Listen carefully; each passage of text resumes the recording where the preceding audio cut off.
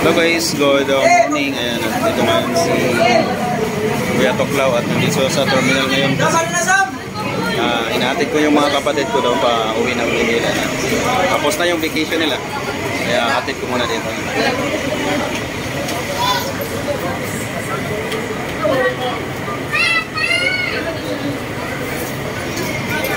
Hinihintay namin yung bus na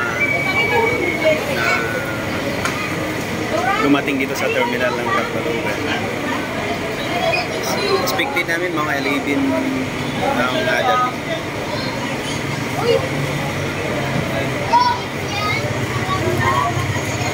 Sa ngayon kulang pa ng pasahero dito sa pabalik ng Maynila.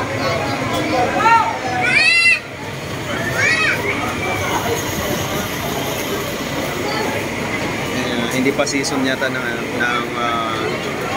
uwian.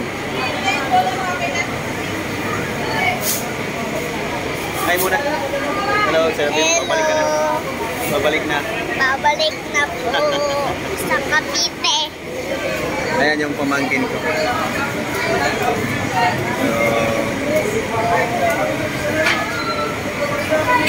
Bye-bye muna.